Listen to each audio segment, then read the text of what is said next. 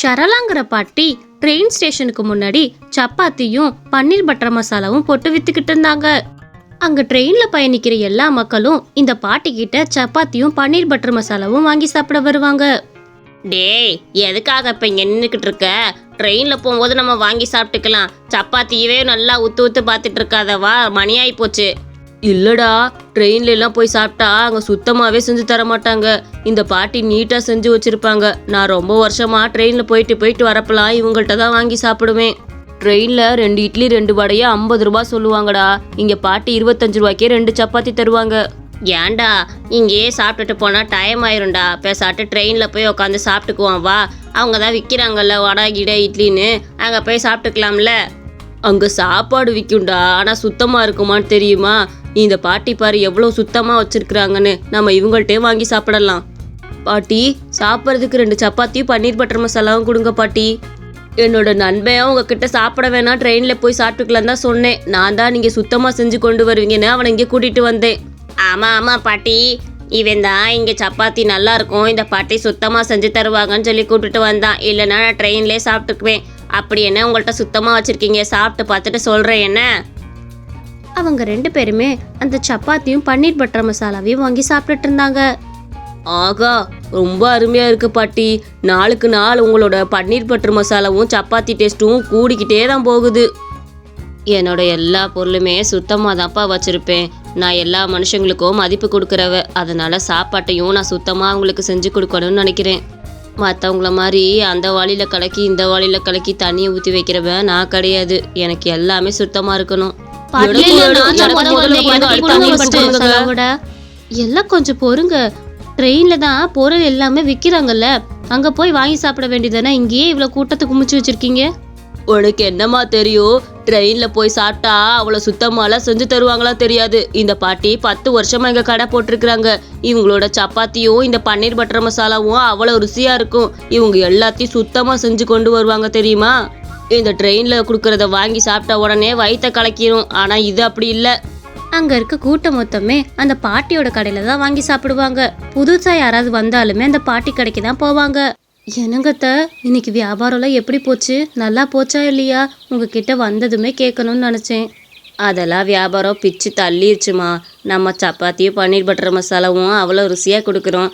யார் வாங்கி சாப்பிடாம இருப்பா? நம்ம எவ்வளோ சுத்தமாக செஞ்சு தரோன்னு நமக்கு தெரியும் தானே. நல்லா வியாபாரம் போயிடுச்சு கண்ணு. கடைசியாக 2-3 பேர் வந்தாங்க, அவங்களுக்கு தான் இல்லாமல் போயிடுச்சு. நாளையிலேருந்து அதிகமாக எடுத்துகிட்டு போகணும். ஏதோ ஒன்றுத்த, நம்மளோட கடை நமக்கு நல்லா போனால் போதும். நமக்கு கஸ்டமரும் நிறையா வரணும். நம்ம வியாபாரம் அமோகமாக போகணும் த.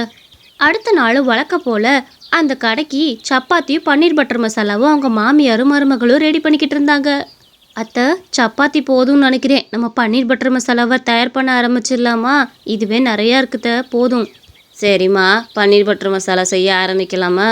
போய் இதெல்லாம் இறக்கி வச்சுட்டு பாத்திரத்தை எடுத்துகிட்டு வா, அதே செஞ்சு முடிச்சிருவோம் என்ன. அத்தை, நான் சொல்கிறேன்னு தப்பாக நினச்சிக்காதீங்க அத்தை. இந்த வயசான காலத்தில் நீங்கள் போய் இவ்வளோ கஷ்டப்படணும்னு இன்னும் உங்களுக்கு தலையெழுத்தா?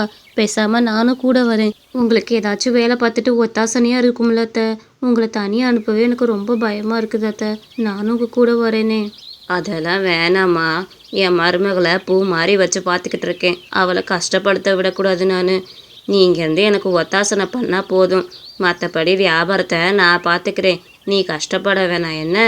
அவங்க மாமியாரும் வழக்கம் போல் எல்லாத்தையும் எடுத்துட்டு ரயில்வே ஸ்டேஷனுக்கு முன்னாடி போய் கடையை போட்டிருந்தாங்க. அட, யார் இந்த பொம்பளை ட்ரெயின் ஸ்டேஷனுக்கு முன்னாடி வந்து கடையை போட்டு வச்சிருக்குது? இன்னைக்கு இந்த பொம்பளை எப்படியாச்சும் கடையை எடுக்க வைக்கணும். ஆளுகளை பாரு எங்கே வந்து போட்டிருக்குன்னு. இந்தாம்மா, இந்த ட்ரெயின் ஸ்டேஷனுக்கு முன்னாடி இந்த கடையெல்லாம் போடக்கூடாது. ஒழுங்காக எடுத்துட்டு ஓடிடு. அப்புறம் நான் வேற விதமாக கடையை எடுக்க வேண்டிய வரும்.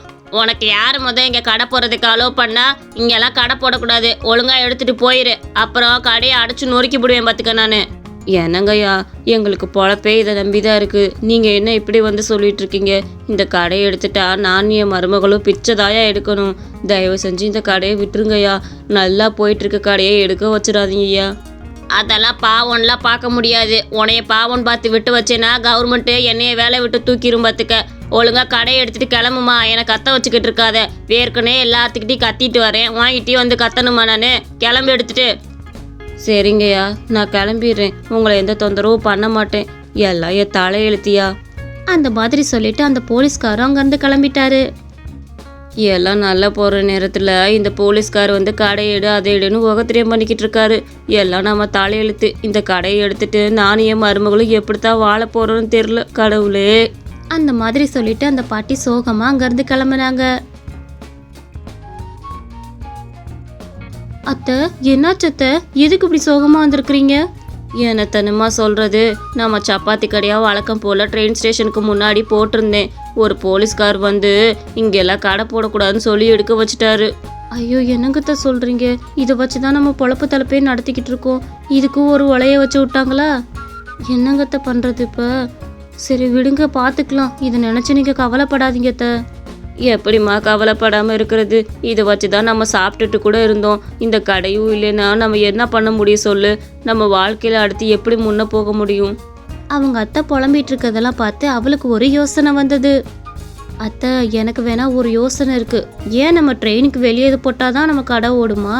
நம்ம வேணா சாப்பாடெல்லாம் செஞ்சு ட்ரெயினுக்குள்ளே போய் வித்துட்டு வந்துட்டா எப்படி நம்ம கடை ஓடாம இருக்கும்? அட, நீ சொல்கிறது சரியாதாம்மா இருக்கு. எனக்கு கூட இந்த யோசனை தோணாமல் போச்சு. ஆனால் எல்லாம் சரியாக வருமா கண்ணு? நீங்கள் கவலையே படாதீங்க அத்தை, எல்லாமே சரியாக வரும். நீங்கள் வழக்கம் போல் சாப்பாடெல்லாம் செய்ய ஆரம்பிக்க. அவங்க மாமியாரும் மருமகளும் வழக்கம் போல் அந்த சப்பாத்தியும் பன்னீர் பட்டர் மசாலாவையும் எடுத்துட்டு ட்ரெயினுக்கு போனாங்க. வழக்கம் போல் காலையில் சந்தோஷமாக எந்திரிச்சு அவங்க 2 பேரும் சமைச்சிக்கிட்டு இருந்தாங்க. எப்பா, ஒரு வேலையாக ட்ரெயினுக்கு வந்தாச்சு. இன்னும் எல்லாத்தையும் உள்ளே தூக்கிட்டு போய் வித்துற வேண்டியதான். கண்டிப்பாக வியாபாரம் நல்லா போகணும் எனக்கு நம்பிக்கை இருக்குது. சரி போவோம் உள்ள. பாட்டி, என்ன பாட்டி நீங்கள் இங்கே உள்ளே வந்துட்டீங்க? நீங்கள் வெளியே தானே கடை போட்டிருந்தீங்க. நானும் 2-3 நாளாக பார்த்தேன். உங்கள் கடையும் காணா, உன்னையும் காணா. அதனால தான் நான் வேற ஆள்கிட்ட வாங்கி சாப்பிட ஆரம்பித்தேன். அதை ஏமா கேட்குற? கடவுள் சந்தோஷத்தை கொடுத்தா கூடவே சோகத்தை கொடுப்பாருங்கிறது சரியாக தான் இருக்குது. அந்த கடையை போலீஸ்காரங்க போடக்கூடாதுன்னு சொல்லிட்டாருமா. நானும் என்ன பண்ணுறதுன்னு தெரியாமல் உட்காந்துருந்தேன். என் மருமக தான் இந்த ஐடியாவை எனக்கு கொடுத்தா. இனி வழக்கம் போல் நான் கடை போட்டுக்குவேன்ல. சப்பாத்தியும் இந்த பன்னீர் பட்டர் மசாலாவும் கண்டிப்பாக எல்லாத்துக்கும் பிடிக்கும். தெரிஞ்சவங்க எல்லாரும் வாங்கி சாப்பிடுவாங்க. சரி அதெல்லாம் இருக்கட்டும். ஃபஸ்ட்டு எனக்கு போட்டு கொடுங்க, எனக்கு ரொம்ப பசிக்குது. அங்கே இருந்தவளும் அந்த பாட்டிக்கிட்ட அந்த பன்னீர் பட்டர் மசாலாவை வாங்கி சாப்பிட்டுட்டு இருந்தா. சரிம்மா, நான் உள்ளே போய் எல்லாத்தையும் விற்கிறேன். என்ன ட்ரெயின் கிளம்புக்குள்ளே எல்லாத்தையும் விற்கணும். அந்த பாட்டியும் எல்லா பொருளையும் எடுத்துட்டு உள்ளே போனாங்க. ஏப்பா, சப்பாத்தி பன்னீர் பட்டர் மசாலா வாங்கிக்கிறியா? என்ன தெரியுதா, வெளியே கடை போட்டிருந்தேன்ல. என்னாச்சு பாட்டி, உங்கள் கடையை 2-3 நாளாக காணா. அன்னைக்கு வாங்கி சாப்பிட்டதுலேருந்து உங்கள் கடையில் தான் சாப்பிட்ணுன்னு நினச்சேன். ஆனால் உங்கள் கடையும் காணா, உன்னையும் காணா. அதை ஏன்ப்பா கேட்குற? ஒரு சின்ன பிரச்சனைனால அந்த கடையை போலீஸ்கார் எடுக்க சொல்லிட்டாரு. அதனால தான் நானும் எடுத்துகிட்டு வந்துட்டேன். இப்போ கடையை போட்டால் மட்டும்தான் நம்ம வியாபாரம் போகுமா என்ன? இப்படி விற்றாலும் வியாபாரம் ஆகும்ல. அதுக்காக தான் இப்படி கொண்டு வந்து விற்றுட்ருக்கேன். ரொம்ப நல்லது பாட்டி. சரி எனக்கு சப்பாத்தியும் பன்னீர் பட்டர் மசாலாவும் கொடுங்க, ரொம்ப பசிக்குது. அந்த பாட்டியும் அந்த பன்னீர் பட்டர் மசாலாவையும் சப்பாத்தியும் கொடுத்தாங்க. சரிப்பா, நான் அடுத்த சீட்டுக்கு போகிறேன். என்ன?